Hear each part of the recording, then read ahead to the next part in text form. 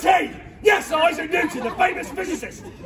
From Lincolnshire, the greatest county in the entire known world, but also master of our mint for 20 years. Beginning of the 1690s. During his time here, that's Isaac Newton's house right there behind you. To your right, the gentleman with his yellow coat.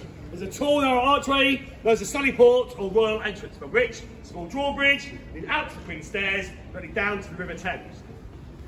Rather than travel through the packed and narrow streets of London, our royalty and nobility travelling their barges along the river, tied up at those gates to gain entry into the town. Those gates over there are original and they date back over 700 years. In fact, it's at those very gates King Henry VIII so lovely greeted his second wife, Queen Anne Boleyn. Like all faithful, dutiful, loving, caring husbands, he fell to one knee. He took his wife's hand in his and he promised to love Anne Boleyn for the rest of her life. Why do we laugh? Unlike me, who has a good soldier, I've lied to both of my previous wives, and when I get married for a third time, which I will, I intend to lie to my third wife. However, Henry VIII kept his promise to Anne Boleyn, albeit only for 1,000 days, in fact until today's date. And then Anne returns to the tower for a very different reason, for a very different gate. So just here is the bell tower. We always make a really crazy guess why we call the bell tower the bell tower. It's got a bell on it, yes! Small white belfry on top contains the oldest surviving curfew and alarm bell in the City of London. The current bell dates back to 1651.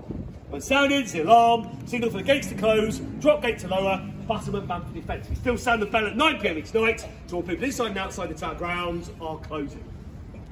The bell tower is the strongest on the inner wall. Inside are two circular prison chambers. The man for all seasons, Sir Thomas More, one-time Lord Chancellor of England, was held in this lower chamber, refusing to sign the Act of Succession. That would have made Anne Boleyn the rightful queen. Same time, for exactly the same reason, John Fisher, the Bishop of Rochester, was held in that upper chamber, known as the Strong Room. Now, both men suffered terribly. Doesn't mean we tortured them. In fact, we did the opposite. We did not lay a single finger or a single hair of either of those gentlemen's heads, but they were learned, scholarly men. So we took away their books, we took away their pens, we took away their papers. They could no longer communicate or educate. So to those two scholars there, that truly was torture. Then after 15 months of imprisonment, though, neither could be persuaded to abandon their beliefs. And finally, in the summer of 1535, both of them were taken out onto Tower Hill for public execution. 400 years later, 1935, Pope Pius XI canonised both men as saints of the faith on exactly the same day. But, as you already know, our most famous prisoner held here in the Bell Tower is James Scott, the Duke of Monmouth. His story, so famous, so bloody, so gory. Here in England, we're taught it in secondary school education. Over in the Atlantic, in high schools, history, you're taught it as well. We all know it. Let's go. Mary Poppins.